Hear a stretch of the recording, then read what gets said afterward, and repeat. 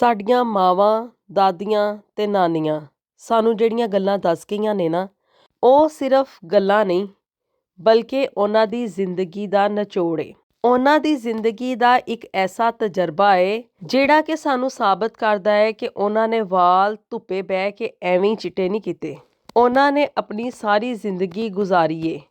ਤੇ ਉਸ ਜ਼ਿੰਦਗੀ ਦਾ ਜੋ ਤਜਰਬਾ, ਜੋ ਨਿਚੋੜ ਤੇ ਜੋ ਉਹਨਾਂ ਦੇ ਨਾਲ ਬੀਤੀ ਨਾ, ਤੇ ਉਹ ਆਪਣੀਆਂ ਪੋਤੀਆਂ ਨੂੰ, ਆਪਣੀਆਂ ਨਵਾਸੀਆਂ ਨੂੰ, ਆਪਣੀਆਂ ਧੀਆਂ ਨੂੰ ਨਸੀਹਤ ਕਰਕੇ ਜਾਂਦੀਆਂ ਨੇ ਕਿ ਧੀਏ,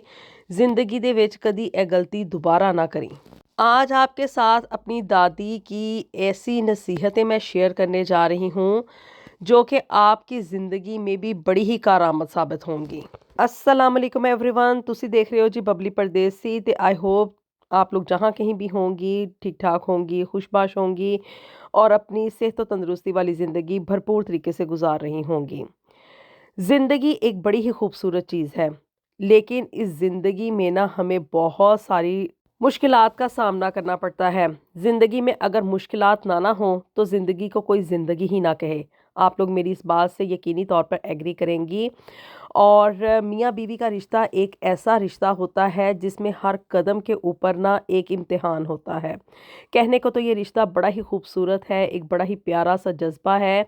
लेकिन इस रिश्ते को कायम रखने के लिए ना दोनों साइड से मियाँ को भी और बीवी को भी बहुत सारी कुर्बानियाँ देनी पड़ती हैं, बहुत सारे कॉम्प्रोमाइज़ करने पड़ते हैं। कई एक पॉइंट्स ऐसे आते हैं कि एक बंदा आगे झुक जाता है, तभी ये मुमकिनात में से होता है कि ये रिश्ता कायम रहे और ये ज़िंदगी आगे बढ़े। बज़ाहिर तौर पे तो यही एक परसेप्शन पाई जाती है, यही कहा जाता है कि जो बीवी है ना वो घर में मलका बन के रहती है, वो घर की मालकन होती है।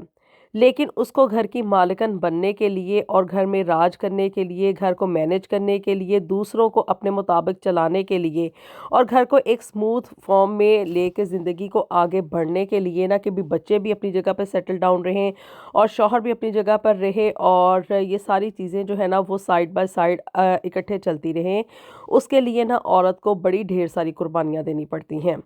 सास ससुर के झमेले, जॉइंट फैमिली सिस्टम, इसमें से बाहर निकलना, नंदों को हैंडल करना, देवरानी और जेठानियों को उनकी जगह पर रखना, ये कोई कम बड़ा टास्क नहीं होता। जबकि फिर बच्चे आ जाते हैं और फिर बच्चों को ग्रो करना, उनकी परवरिश करना,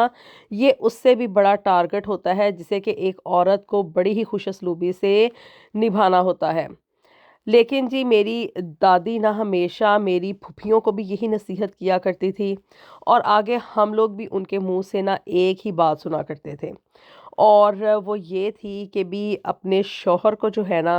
वो आपने खुद मैनेज करना है। मेरी दादी अपनी ज़िंदगी के तजर्बे की वजह से ना हमें अक्सर ये नसीहत किया करती थी कि अपने शौहर को इंसान, औरत जो है वो खुशी के लम्हात में तो चाहे इग्नोर कर दे, लेकिन ऐसी दो जगह हैं, ऐसी दो बातें हैं, ये ज़िंदगी में ऐसे दो पॉइंट्स हैं जिसमें कि अपने शौहर को ना बीवी को कभी भी अकेले नहीं छोड़ना चाहिए। बड़ी ही छोटी सी मुख्तसर सी मैं वीडियो बना रही हूँ, बातें भी इसमें कम करेंगे लेकिन बड़ी ही मुख्तसर और बड़ी ही कारआमद किस्म की बातें करेंगे जो कि आगे आपके लिए भी फ़ायदेमंद साबित हों। पंजाबी की एक बड़ी ही मशहूर कहावत है कि बंदा हसदियां नूं ते कल्ला छड़ दवे पर रोंदियां नूं कदी कल्ला नहीं छड़ना चाहिए। दुख और सुख ये ज़िंदगी में हमेशा साथ साथ चलते हैं। किसी भी बंदे की ज़िंदगी ऐसी नहीं होती कि वो हमेशा खुशियों से ही भरपूर हो, और कोई बंदा दुनिया में ऐसा भी नहीं आपको मिलेगा कि वो हर वक्त रोता ही मिले आपको, और उसकी ज़िंदगी में सवाए तकालीफ के और कुछ भी ना हो। ये ज़िंदगी में बहुत अप्स एंड डाउन्स आते हैं, इंसान की ज़िंदगी में टारगेट्स आते हैं, उसके लिए आजमाइशें आती हैं, और इन आजमाइशों में से जब इंसान बाहर निकलता है ना तो तब उसको मिलती है हकीकी खुशी, हकीकी सुकून और हकीकी राहत।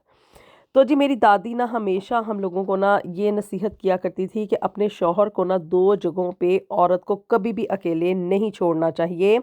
और ये नसीहतें ना हमें शुरू से ही सुनने को मिला करती थी, इसलिए कि हमने आगे चल के अपना घर बनाना है, अपनी जिम्मेदारियां संभालनी हैं। और दादी हमेशा ये कहा करती थी कि मैं सारी ज़िंदगी यहाँ पे नहीं बैठी रहूँगी, तो मेरी इन बातों को अपने साथ पल्लू के साथ बांध लो ताकि ये तुम्हें भूले ना। اب جی وہ میری دادی نا ہمیشہ یہ کہا کرتی تھی کہ ایک ایسی جگہ ہے جہاں پہ کہ اپنے شوہر کو کبھی بھی اکیلا مت چھوڑو، اور وہ ہے کہ جب مشکلات کے دن آئیں، جب انسان کے اوپر تنگ دستی آ جائے، جب اس کے اوپر غربت آ جائے،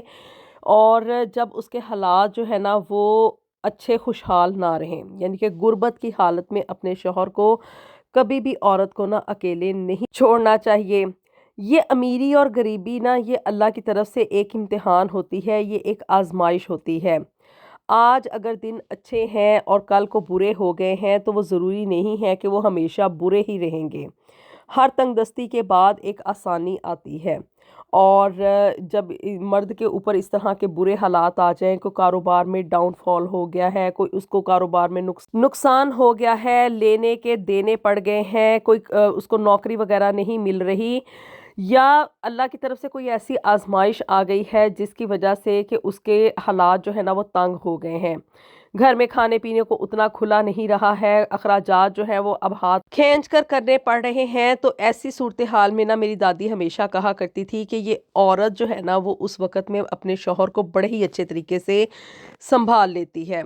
اس وقت میں نا مرد جو ہے وہ بالکل ایک ایسے ٹوٹے ہوئے چھوٹے سے بچے کی طرح ہوتا ہے جس کو کہ سہارا صرف اور صرف بیوی دے سکتی ہے، اور اگر اس وقت میں نا اب بیوی اپنے شوہر کا ساتھ نبھا دے اور اس سے کسی بھی ایکسٹرا چیز کی ڈیمانڈ نہ کرے، بیجا اپنی خواہشات نہ ظاہر کرے، اور جتنا شوہر گھر میں خرچہ دے رہا ہے اسی کے اوپر اکتفا کرے، اسی میں گھر کو مینج کرے